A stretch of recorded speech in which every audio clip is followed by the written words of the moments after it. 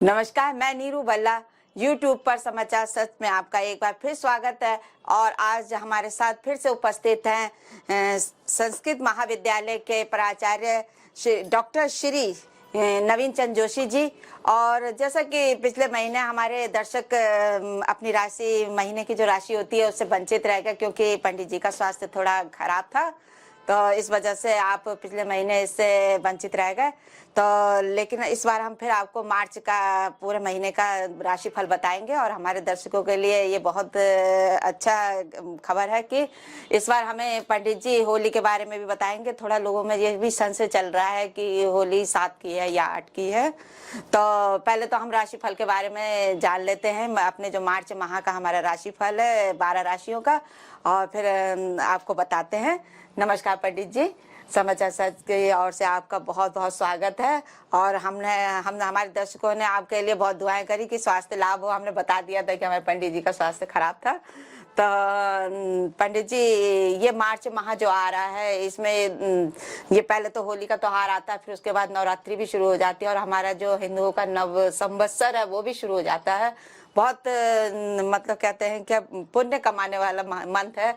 तो पहले तो हम जानना चाहेंगे हमारे 12 राशियों के जो राशिफल है पूरे महीने का कैसा, जिनके जीवन में उतार चढ़ाव, किसी के लिए अच्छा किसी के लिए बुरा, पहले ये बता दीजिए आप।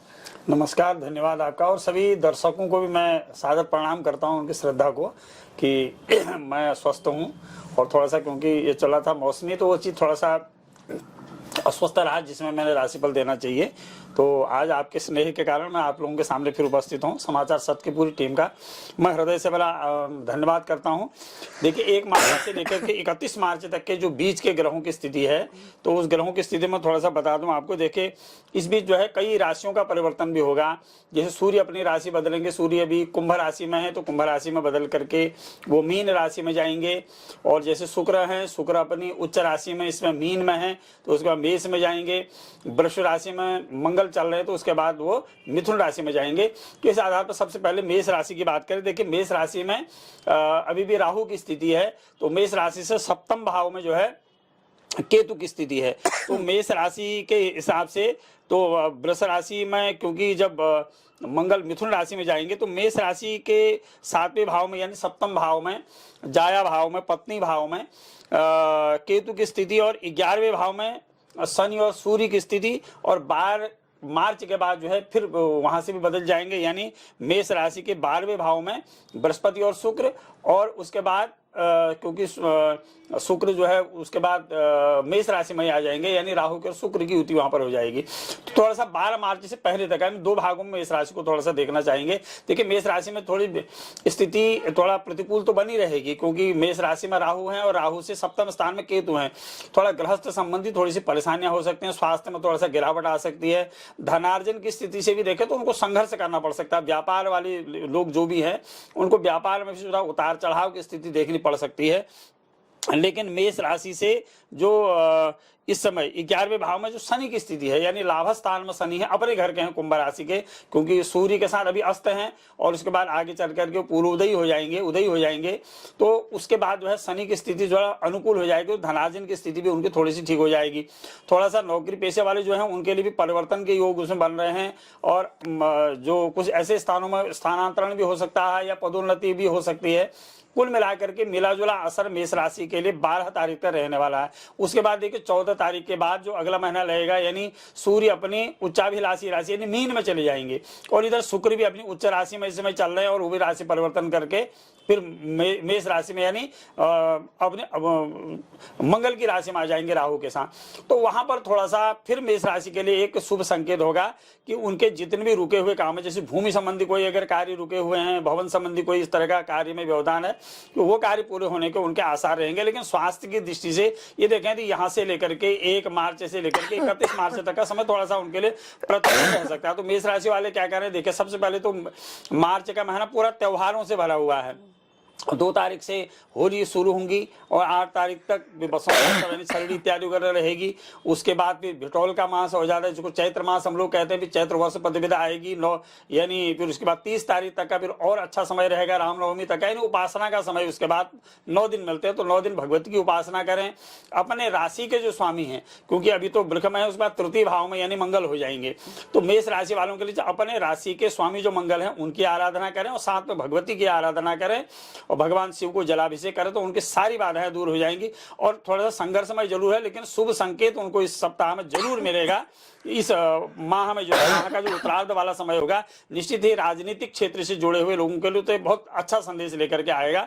तो उनके लिए भी यह है कि भगवान शिव की आराधना करें और अपने राशि के स्वामी जो मंगल हैं, मंगल के यात्री को मूंगा इत्यादि वगैरह धारण करें या हनुमान चालीसा वगैरह पढ़ें, तो उनकी सारी बाधाएं दूर हो जाएंगी। तो कुल मिलाकर के हम ये कहें कि जो गोचर की दृष्टि से जो ग्रहों की स्थिति मेष राशि के लिए है, तो उतार चढ़ाव वाली जरूर है, लेकिन सफलता के योग भी उसमें बन रहे हैं। अगली राशि जैसे हम कहें वृष राशि, देखिए वृष राशि में वर्तमान में इस समय वृष राशि के अधिपति हैं शुक्र। देखो शुक्र इसमें अपनी उच्च राशि में यानी बृहस्पति जी के साथ बैठे हुए मीन में ही बृहस्पति जी हैं। देखिए दोनों गुरु एक साथ बैठे, देवगुरु और दैत्य गुरु की युति मीन राशि में से बनी हुई है। तो वृष राशि के लिए क्या है, वृष राशि में इसमें मंगल बैठे हुए हैं। 12 मार्च के बाद मंगल यानी द्वितीय भाव में हो जाएंगे, यानी धन भाव में, यानी जिसको मार्केश भाव भी कहते हैं। तो वृष राशि के लिए और 6वें भाव में जो है केतु हो जाएगा और 10वें भाव में सूर्य और शनि की युति, और बाद में जो है जब राशि परिवर्तन होगा तो बृहस्पति के साथ शुक्र हट करके भी अगली राशि में चले जाएंगे, यानी 12 मार्च का शुक्र और राहु की स्थिति व्यय भाव बन जाएगी। तो वृष राशि के लिए भी पूर्वार्ध का जो समय है वो तो बहुत ही उत्तम है। उनके लिए भी रुके हुए जितने भी काम होंगे वो निश्चित ही वो कार्य पूरे होंगे। कोई शुभ संकेत, संतान संबंधी कोई शुभ संकेत उनको मिल सकता है, कोई मांगलिक कार्यों की योजना उनकी बन सकती है, लेकिन धन व्यय के योग जरूर बन सकते हैं। वृष राशि में थोड़ी अड़चने भी आ सकते हैं। न्यायालय संबंधी कोई अगर विवाद है तो उसको ज्यादा उलझाने की कोशिश न करें, अगर शांतिपूर्ण ढंग से अगर हो सकता है तो वृष राशि वालों को ये प्रयास थोड़ा सा करना चाहिए, क्योंकि ग्रहों के बीच में प्रतिकूलता भी उनकी दिखाई दे रही है। तो वृष राशि वालों को चाहिए कि भगवान शिव की आराधना करें, क्योंकि उसके बाद मंगल राशि परिवर्तन करेंगे और उधर शुक्र भी जो है जब अस्त होंगे तो उस समय थोड़ी सी स्थिति वृष राशि में थोड़ी प्रतिकूल भी बन सकती है।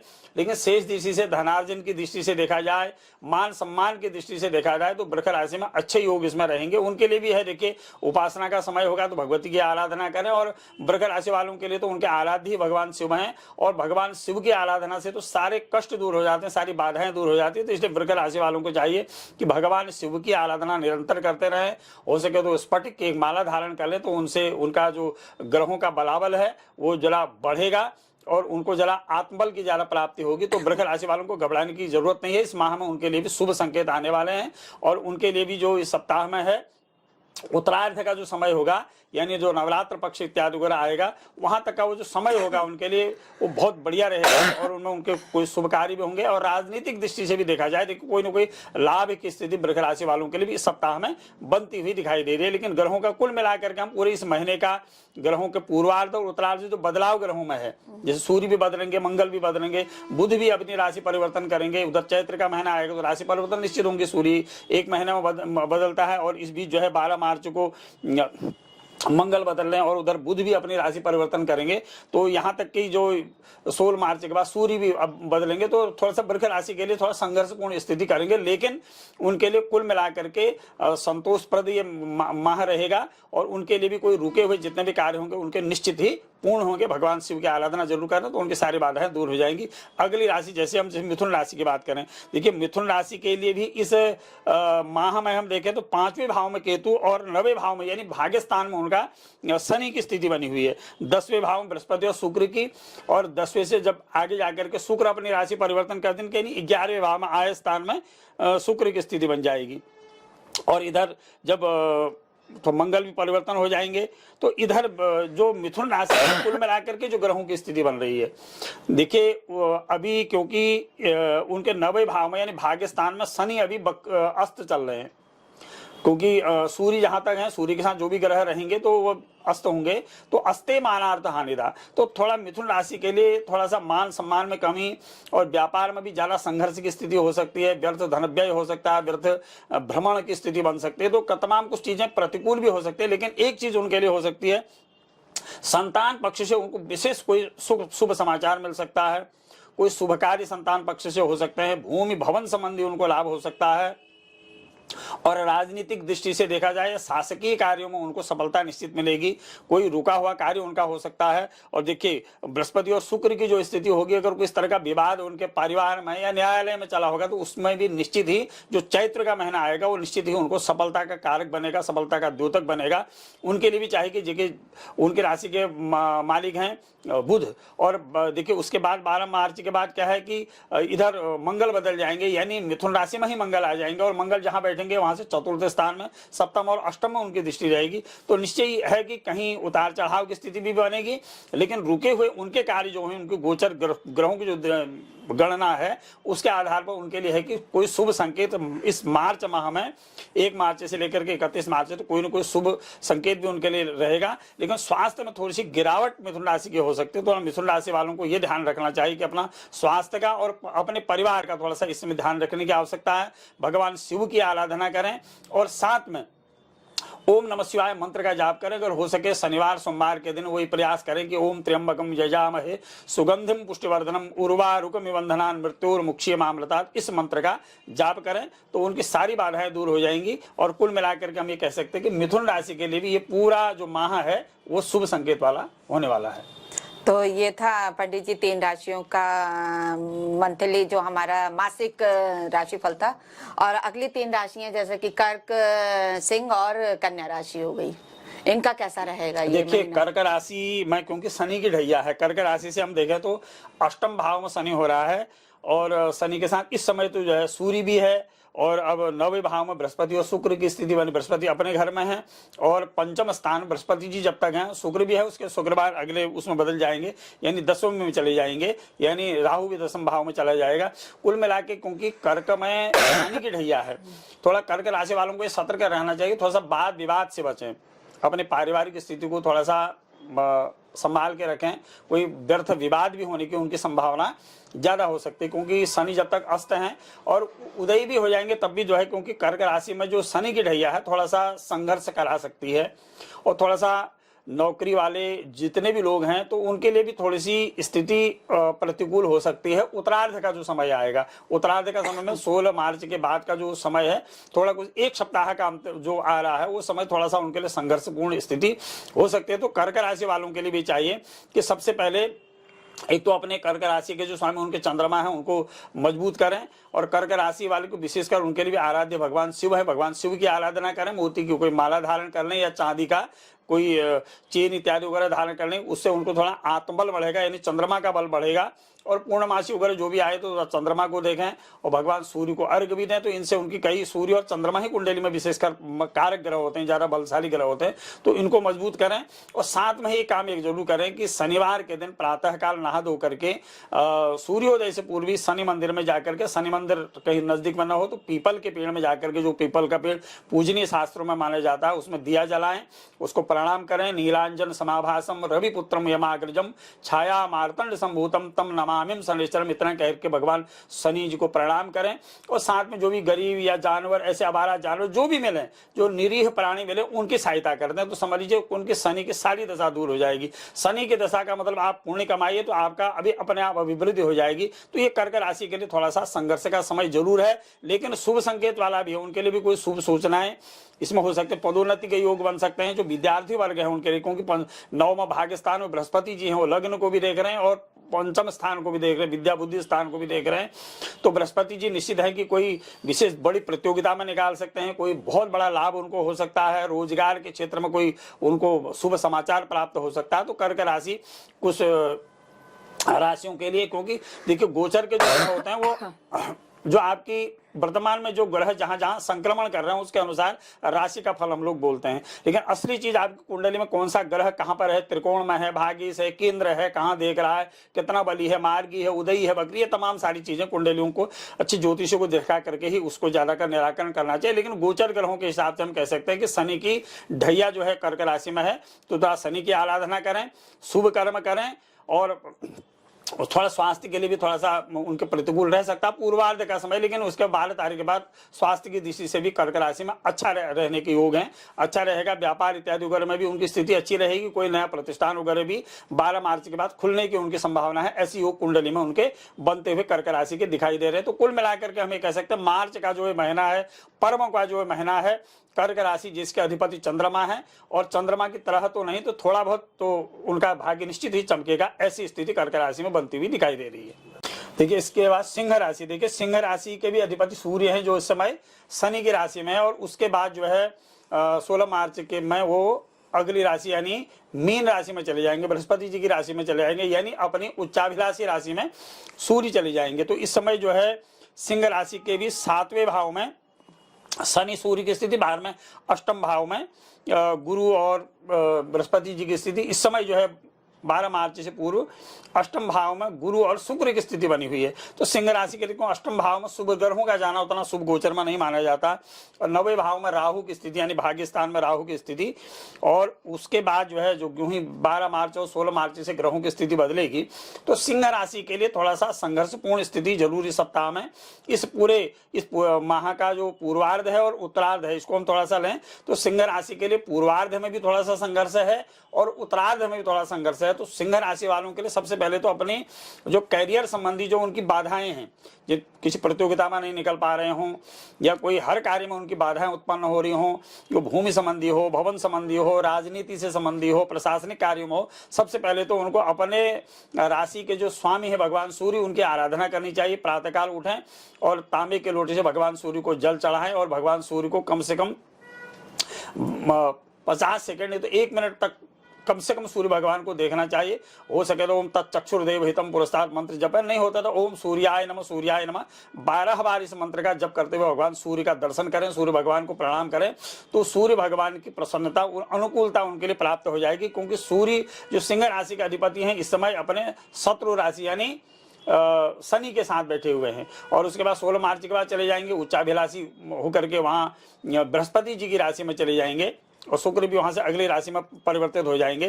तो अष्टम भाव में शुक्र और गुरु की भी स्थिति थोड़ी सी प्रतिकूल बनी हुई है। ज्यादा इस तरह से यात्रा न करें, वाहन इत्यादि वगैरह चलाते समय भी सिंह राशि वालों को थोड़ा सा ध्यान रखने की आवश्यकता है। तो सिंह राशि वालों के लिए सबसे पहले तो यह उनकी जो बाधाएं हैं, किसी चीज में मन का नहीं लगना, उहापोह की स्थिति बनना, तो इसके लिए सबसे पहले तो सूर्य भगवान की आराधना करना। सूर्य भगवान की प्रतिदिन अगर आराधना वो 1 तारीख से शुरू कर दें तो समझिए कि उनके सारे प्रतिकूल ग्रह जितने अनुकूलता में परिवर्तित हो जाएंगे, ये उनके ग्रहों की स्थिति कह रही है। और साथ में जो है मंगलवार शनिवार 2 वारों के दिन सायंकाल हो या प्रातःकाल हो हनुमान चालीसा पढ़ें, क्योंकि नासे रोग हरे सब पीरा जपत निरंतर हनुमत बीरा। स्वास्थ्य संबंधी किसी प्रकार का मानसिक विकार हो या शारीरिक विकार हो, हनुमान जी के अंदर में इतनी बड़ी शक्ति हो, अणिमा लिग्मा प्राप्ति पराकाम ईशत्व वसित्व, इन अष्ट सिद्धियों के दाता है, अष्ट सिद्धियां उनके पास है, तो वो सब चीज को करने में समर्थ है। हनुमान जी की उपासना करें तो सिंह राशि वालों के लिए बहुत बढ़िया ये माह रहेगा। हम ये कह सकते हैं कि जो भी उनकी बाधाएं हैं वो सब अनुकूलता में बदल जाएंगी, बाधाएं दूर हो जाएंगी और उनके लिए सुसमय आ जाएगा।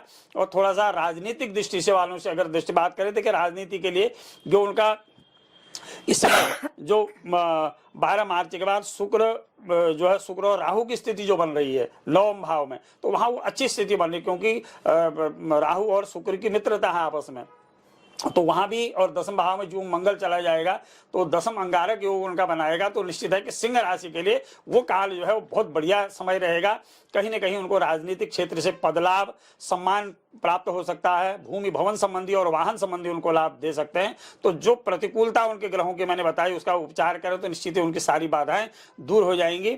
और साथ में हो सके तो इस बीच अगर मंगल के दिन अगर मंगल की आराधना कर सकते हैं, मंगल का पूजन इत्यादि कर सकते हैं और बढ़िया है, क्योंकि 10म अभी मंगल 10म में है और उसके बाद एकादश भाव में मंगल जाएंगे, तो दोनों जगह लाभ देंगे। तो हो सके तो मंगल के दिन अगर सिंह राशि वाले पूजन करें, कुछ व्रत कर सकें तो उनके लिए और कुछ मिला करके लाभ रहेगा। तो सिंह राशि के लिए हम ये कह सकते हैं कि ये पूरा मार्च का जो पर्व का महीना है ये पूरा संघर्ष के साथ बहुत शुभ रहने वाला है। उनको कहीं न कहीं शुभ संकेत कहीं न कहीं पूरे इस कैरियर का एक वर्ष का मिलने वाला है। और क्योंकि नया वर्ष आएगा, क्योंकि सिंह राशि के लिए तो हमेशा होता है मेष सिंह धनु का पेट भी होता है, तो इसलिए सिंह राशि वालों के लिए संकेतात्मक रूप में हमने कह दिया कि उनको उपासना, क्योंकि उपासना एक ऐसी चीज है उससे सारी प्रतिकूलता को हम अनुकूलता में बदल सकते हैं। माँ भगवती के अंदर इतनी बड़ी शक्ति है, भगवान भोले बाबा के अंदर इतनी बड़ी शक्ति है, हम अनुकूलता उसमें ला सकते हैं। अगली राशि की बात करें, देखिए कन्या राशि। कन्या राशि से भी देखिए छठे भाव में शनि और सूर्य की स्थिति, और उसके बाद जो है सूर्य राशि परिवर्तन करेंगे तो सातवें भाव में सूर्य की स्थिति आ जाएगी। सप्तम भाव में देखो बृहस्पति और शुक्र की स्थिति, और उसके बाद शुक्र राशि परिवर्तन करेंगे तो शुक्र और राहु उनके अष्टम भाव में चले जाएंगे। यानी एक ही उनकी चीज है कि केंद्र में बृहस्पति जी जब तक रहेंगे तब तो उनके राशि में शुभ संकेत रहेगा। अष्टम में जब राहु शुक्र की भी स्थिति जब रहेगी थोड़ा प्रतिकूलता कन्या राशि में हो सकती है। लेकिन कन्या राशि के लिए जातक जितने भी व्यापार से संबंधित हैं, उद्योग से संबंधित जितने भी लोग हैं, उनके लिए बहुत बड़ा मार्च का पूरा महीना बहुत लाभप्रद रहने वाला है। और साथ में जितने भी लोग शासकीय कार्यों में जुड़े हुए हैं, जितने भी राजकीय नौकरी इत्यादि वगैरह इससे संबंधित है, उनके लिए थोड़ा संघर्ष की स्थिति बन सकती है, परिवर्तन की स्थिति बन सकती है, स्थान परिवर्तन हो सकता है, कोई वाद विवाद की स्थिति बन सकती है। तो थोड़ा सा कन्या राशि के जो जातक हैं, जो सेवा में जुड़े हुए, राजकीय सेवा इत्यादि से, यानी जो भी अपना नौकरी इत्यादि पेशे से जुड़े हुए, उनको थोड़ा सा सावधान रहने की आवश्यकता जरूर है। क्योंकि उनके राशि के स्वामी बुध हैं, और बुध और सूर्य की युति जहां होगी तो तीन ग्रह एक साथ होंगे, तो वहां वो अस्त भी होंगे, तो वहां पर थोड़ी सी स्थिति, जब बुध अस्त होंगे तो थोड़ा सा उनको प्रतिकूलता यानी वाद विवाद भी झेलना पड़ सकता है। तो इसलिए कन्या राशि वालों के लिए भी चाहिए कि अपने इष्ट की आराधना करें, क्योंकि जब 22 से नवरात्र आरंभ होंगी तो 9 दिन भगवती की आराधना करें, और कोई मंत्र न जपें और नवार्ण मंत्र का जाप कर लें। अगर हो सके तो ओम सर्वा बाधा विनिर्मुक्तो धन धान्य सुतान्वितो मनुष्यो मत प्रसादेनो भविष्यति न संशय, इस मंत्र का जाप करें 9 दिन सुबह शाम। इसी मंत्र से माँ भगवती को पुष्प चढ़ाएं, अक्षत चढ़ाएं, सिंदूर चढ़ाएं, तो उनकी सारी बाधाएं है कि निश्चित ही दूर हो जाएंगे, और उनको नवरात्र के बाद निश्चित ही कोई न कोई शुभ फल प्राप्त कन्या राशि को प्राप्त होगा। कुल मिलाकर के जो गोचर ग्रहों की स्थिति बन रही है, और जो नया उसके बाद संवत्सर, क्योंकि इस महीने में दोनों संवत्सर हैं,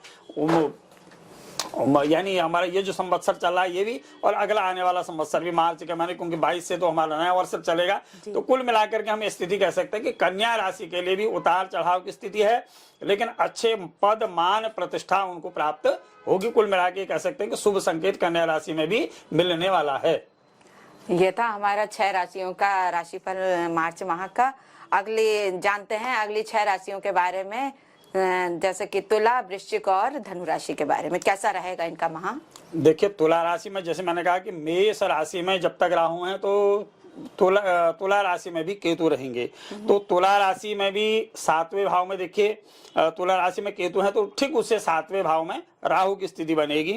पंचम भाव में शनि और छठे भाव में बृहस्पति, तो उसके बाद 7वें भाव में शुक्र चले जाएंगे। तो यानी कुल मिलाकर के जो ग्रहों की स्थिति उनकी रहेगी, यानी जो उनके राशि में इसमें केतु है, यानी 7वें भाव में उनके जो कि राहु की स्थिति है, बाद में राहु के साथ शुक्र जब आ जाएंगे तो वहां कुछ स्थिति में परिवर्तन तुला राशि का होगा। लेकिन तुला राशि के लिए क्योंकि राहु है, लेकिन राहु के साथ जब शुक्र की युति हो जाएगी तो कुल मिलाकर के तुला राशि के लिए जितने भी बाधाएं उनकी पूरी वर्ष भर की आई हुई, वो वर्ष भर की सारी बाधाएं उनकी दूर होने वाली हैं। क्योंकि वहां जो शुक्र के बदलेगा और मंगल की स्थिति भी बदलेगी, मंगल अपना राशि परिवर्तन करेंगे, तो तुला राशि के लिए जो संघर्षपूर्ण पहले से स्थिति बनी हुई है, स्वास्थ्य में, परिवार में, संतान संबंधी बाधाएं, भूमि भवन संबंधी जो भी बाधाएं, या तुला राशि और मेष राशि में स्थिति पूरे वर्ष भर से बनी हुई है कि घरों में पैतृक बाधाएं और तमाम किस्म की बाधाएं, रोग व्याधियां जो बनी हुई है, तो यहाँ से उनके हटने के आसार है। यानी 12 मार्च से, और हम ये कह सकते हैं 16 मार्च से जो ही सूर्य अपनी राशि परिवर्तन कर देंगे तो वहां से निश्चित ही उनके परिवर्तन आएगा, और पूर्ण रूप से जो 22 मार्च से जो नया वर्ष आरंभ होगा तो तुला राशि के लिए कोई शुभ संकेत लेकर के आएगा। उनकी जितनी भी बाधाएं हो, बाधाएं निश्चित ही तुला राशि में दूर होंगी। व्यापार संबंधी जो भी उनकी अड़चनें थी या जो भी बाधाएं थी वो दूर होंगी, और उनको कोई नया इस तरह का उद्योग, प्रतिष्ठान इत्यादि वगैरह खुलने के आसार बन सकते हैं। नौकरी से कोई विवाद चल रहा है तो विवाद के शांत होने की संभावनाएं उनकी हैं। न्यायालय संबंधी जो भी विवाद है तो विवाद भी निश्चित ही इस चैत्र मास में उनका निश्चित ही दूर होगा। ऐसी ग्रहों की स्थिति उनकी बनती हुई दिखाई दे रही। कुल मिलाकर के हम तुला राशि में भी कह सकते हैं कि तुला राशि को देखिए अपनी आराधना नहीं छोड़नी चाहिए।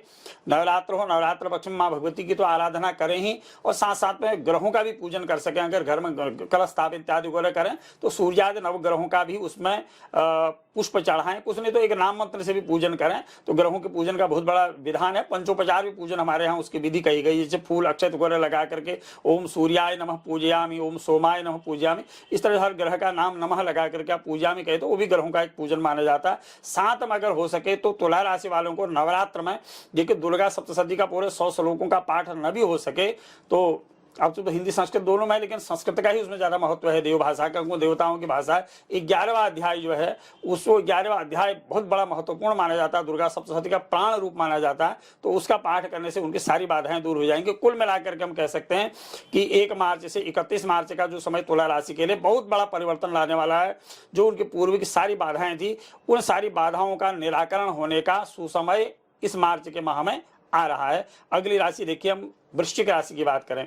देखिए वृश्चिक राशि, देख 3 राशियां शनि की 7.5 में है और 2 राशियां जो है कर्क और वृश्चिक राशि शनि की ढैया में है।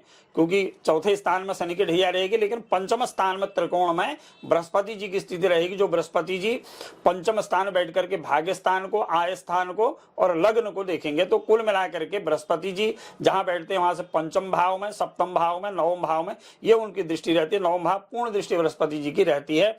तो कुल मिलाकर के शनि की ढैया होने पर भी उनके लिए प्रतिकूलता में अनुकूलता का समय ये मार्च माह में होने वाला है। विशेषकर नवरात्र का जो समय आएगा उनके लिए बहुत उच्च मान प्रतिष्ठा बढ़ सकती है इस समय, क्योंकि शनि सूर्य एक साथ में आए हैं और थोड़ा क्योंकि बृहस्पति जी पंचम भाव में, तो आगे जाकर के फिर शुक्र जो है 6ठे भाव में चले जाएंगे। तो थोड़ा सा उसमें अनुकूलता कम बनी रहेगी।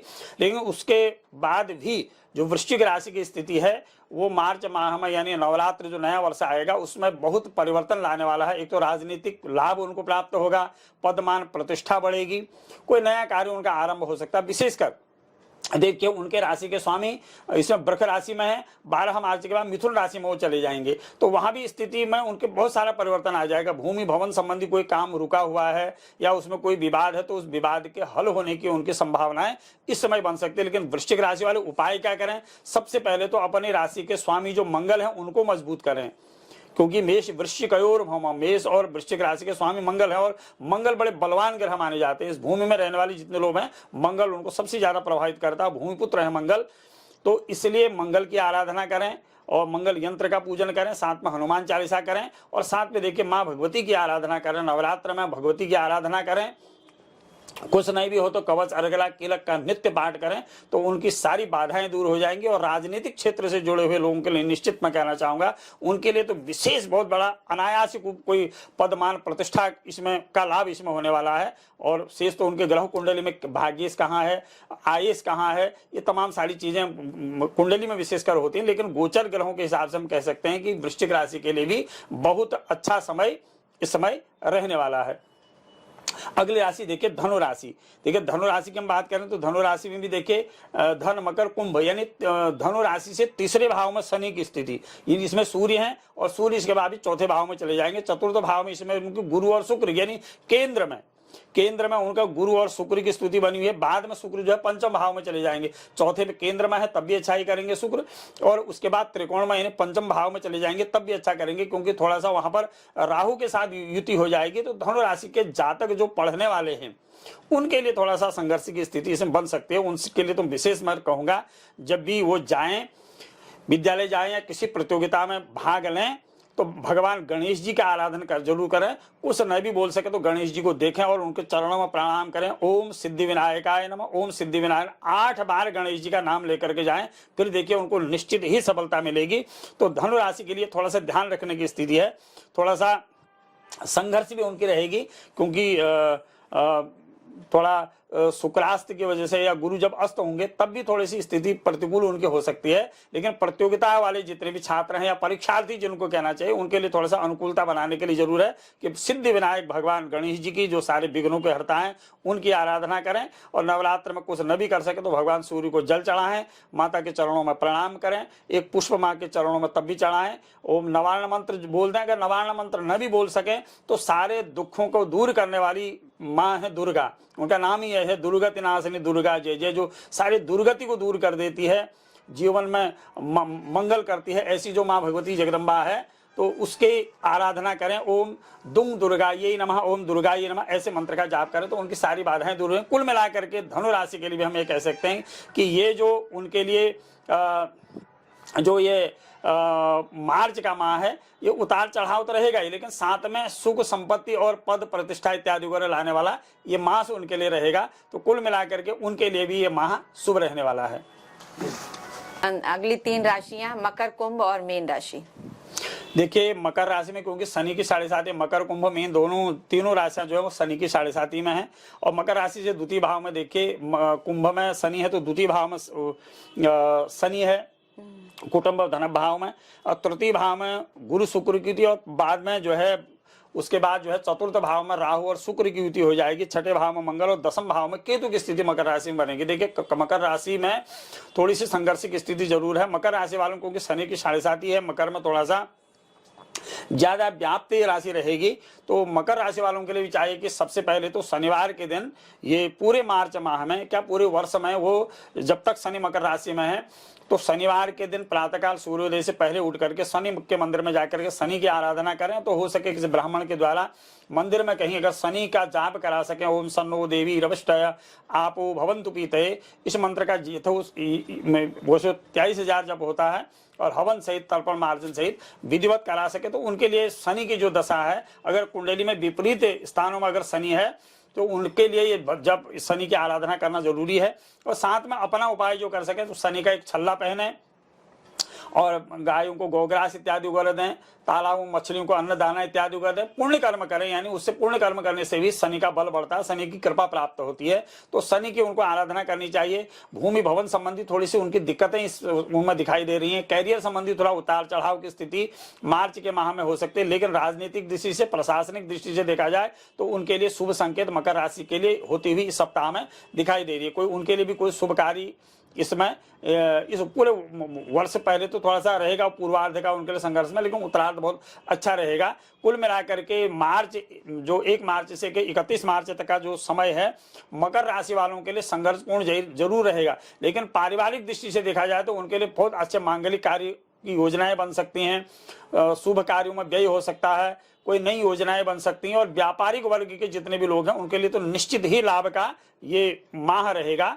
और कुल मिलाकर के हम ये कह सकते हैं कि मकर राशि के लिए भी शुभ संकेत वाला ये सब महीना रह सकता है। अगली राशि देखिए कुंभ राशि।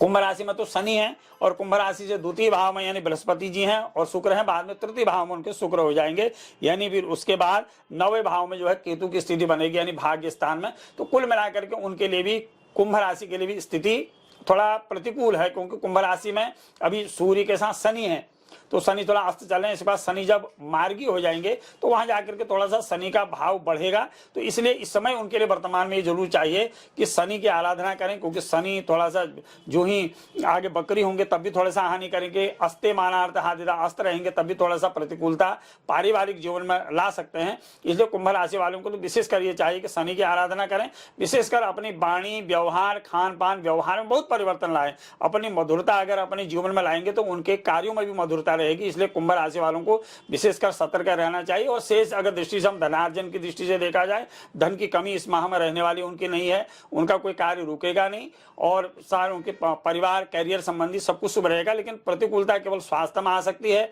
कोई वाहन इत्यादि वगैरह चलाएं तो सावधानी पूर्वक चलाएं, निरंतर जहां भी यात्रा करें तो भगवान गणेश जी का और हनुमान जी का नाम स्मरण करके यात्रा करें, तो उनकी सारी बाधाएं दूर हो जाएंगी। कुल मिलाकर के इस माह में शनि की आराधना तो हर शनिवार को करें, नवरात्र आए तो नवरात्र में माता रानी के व्रत करें, माँ भगवती की आराधना करें, कवच अर्गला कीलक का पाठ करें। अगर कुछ न भी हो सके तो माँ भगवती के नवार्ण मंत्र का ओम ऐं ह्रीं क्लीं चामुंडाई बिच्चे मंत्र का जाप करें तो उनकी सारी बाधाएं दूर हो जाएंगी। अगली अंतिम राशि मीन राशि। देखिए मीन राशि के अधिपति हैं, स्वामी हैं देवगुरु बृहस्पति जी, जो अपनी ही राशि में बैठे हुए हैं, और उनके साथ दैत्य गुरु वृक और तुला के अधिपति जो शुक्र हैं वो शुक्र बैठे हुए हैं। शुक्र इसके बाद अपनी राशि परिवर्तन करके अपने मंगल की राशि में चले जाएंगे राहु के साथ। तो 8वें भाव में केतु और 12वें भाव में, क्योंकि मीन राशि से 12वें भाव में शनि हो जाएंगे, यानी व्यय भाव में शनि और सूर्य की स्थिति बनी हुई है। तो निश्चित है कि मीन राशि के लिए थोड़ा सा दौड़ धूप इस बीच बनी हुई है। 12 मार्च तक और भी दौड़ धूप थोड़ी सी बनी रह सकती है, थोड़ा व्यर्थ व्यय भी हो सकता है, पारिवारिक थोड़ी सी परेशानियां हो सकती हैं, जिनको आम भाषा में आजकल हम डिप्रेशन कहते हैं, तो वो थोड़ी सी स्थिति बन सकती है। तो स्वयं का बचाव करें। तो उनके लिए उपाय क्या है, प्रातःकाल उठे, विशेषकर रविवार के दिन भगवान सूर्य की आराधना करें और भगवान सूर्य को तांबे के लोटे से जल चढ़ाएं। हो सके तो आदित्य हृदय स्तोत्र का पाठ करने से उनकी सारी बाधाएं दूर हो जाएंगी। जो शुभ संकेत उनके लिए रहेगा, 12 मार्च के बाद कोई राजकीय कार्यों में उनको विशेषकर सफलता मिल सकती है। राजनीतिक क्षेत्र से जुड़े हुए लोगों के लिए तो निश्चित ही लाभ देगा। और उसके साथ साथ ही भूमि भवन संबंधी, क्योंकि वृक में मंगल है और उसके बाद ठीक जो ही मिथुन में मंगल जाएंगे तो वहां बलवान होकर निश्चित ही भवन भूमि संबंधी उनको लाभ वहां पर देंगे। ग्रहों का जो ही परिवर्तन 16 मार्च के बाद होने वाला है, नया जो वर्ष आएगा उसमें निश्चित ही उनके लिए ये शुभ संकेत रहेगा। उनके लिए जरूरी है कि वो लक्ष्मी नारायण जी की उपासना करें और अपने घर में नवरात्र में घी का दिया जलाएं और साथ में भगवती की आराधना तो करें ही, और धन वृद्धि के लिए, सुसंतान के लिए माँ लक्ष्मी जी की आराधना करें और लक्ष्मी सूक्त का पाठ करें, श्री सूक्त का पाठ करें, तो उनकी सारी बाधाएं दूर हो जाएंगी। और एक अमोघ मंत्र दुर्गा सप्तशती में है, 32 भगवती के नामावली हैं। दुर्गा, दुर्गार्थ समनी, दुर्गा, आपद निवारणी। तो ये 32 नामावली जो भगवती के हैं, इन नामों को पढ़ें नवरात्र में तो उनकी सारी बाधाएं दूर हो जाएंगी। क्योंकि शनि की 7.5 में मीन राशि है, तो मीन राशि की जितनी भी स्त्री जातक हैं, स्त्रियां हैं, उनके लिए तो निश्चित है कि शनि की दृष्टि जो है थोड़ी सी दिक्कत कर सकती है। तो उनके लिए यह है कि उस समर्थवान आदि शक्ति पराम्बा की आराधना करें तो सारी बाधाएं दूर हो जाएंगी। सभी 12 राशियों के लिए ये पूरा माह मंगलमय रहे, शुभ रहे, उनके जीवन में कल्याण हो। माँ राजराजेश्वरी गिरिजा उनकी रक्षा करें। जय माँ गिरिजा। तो ये तो था हमारा 12 राशियों का जो मार्च माह का राशिफल था। पंडित जी, जैसा कि इस समय बच्चों के एग्जाम भी चल रहे हैं और बच्चे हमारे अच्छे खासे डिप्रेशन में भी आ जाते हैं, क्योंकि वो एग्जाम को एक नॉर्मली ना लेके स्ट्रेस समझते हैं। तो उनके लिए कोई ऐसा मंत्र बता दीजिए कि जो वो परीक्षा के समय पढ़ सकें और अपने आप को थोड़ा सा हल्का महसूस भी करें। देखिए, मैं जो भी विद्यार्थी जो परीक्षा दे रहे हैं उनके लिए विशेषकर मैं ये कहना चाहूंगा, देखो परीक्षा को बहुत ज्यादा ऐसा उसके लिए चिंतित न हो, उसको बहुत भारी इस तरह से मन से न लें कि परीक्षा बहुत बड़ा ज्यादा संघर्ष है। परीक्षा जीवन में इस तरह की परीक्षा होती रहती है। अपने साहस से दें, अपने को सबसे पहले मन को परिपक्व बना करके परीक्षा में जाएं। और स्थिति कुछ इस तरह की आती है कि कुछ लोग जो है कहते हैं कि हमको परीक्षा क्षेत्र में लिखने में घबराहट है, हम भूल जाते हैं। तो उसके लिए एक अनुभूत उपाय मैं उनको बताता हूँ। जब आप प्रातःकाल उठें, थोड़ी देर ध्यान करें, ओम का जाप करें या ओम नमः शिवाय, जो भी मंत्र आपको लगता है, कम से कम 5 मिनट आप ध्यान करें, मन को एकाग्र करें, तो आपको बहुत बड़ी एक शक्ति प्राप्त हो जाएगी। ये सब बच्चे करें। आजकल सब बच्चे जानते हैं कि स्कूलों में सब जगह उनको थोड़ा सा एक रिलैक्स होने के लिए थोड़ा सा ध्यान कराया जाए। तो आप प्रातःकाल उठ करके, जैसे आपको 7 बजे जाना, आप 4 बजे उठ जाइए। विद्यार्थी आप 3-3 बजे उठ रहे हैं, तो उठ करके 5-10 मिनट आप थोड़ा सा योगा इत्यादि वगैरह करने के बाद थोड़ा सा एकांत स्थान में कहीं पर बैठ करके और थोड़ा सा ध्यान करें। और उसके बाद आप नहा धो करके, नहाना धोना जो हाथ को जो भी आप निवृत्त होते हैं, उसके बाद जा करके आप गणेश जी के आगे थोड़ा सा प्रणाम करें, गणेश जी की आराधना करें। और जो क्योंकि विघ्नेश्वर हैं, सिद्धि के दाता हैं, बुद्धि दाता है भगवान गणपति जी, उनका स्मरण करें। और कुछ मंत्र न भी आता हो, ओम श्री गणेशाय नमः, ओम श्री गणेशाय नमः, ओम गणपतये नमः, ओम सिद्धि विनायकाय नमः, इस मंत्र का जाप करें। और घर से निकलते समय गणेश जी का नाम लें और साथ में भगवान हनुमान जी का स्मरण करें। बल बुद्धि विद्या देहु वही हरहु कलेश विकार।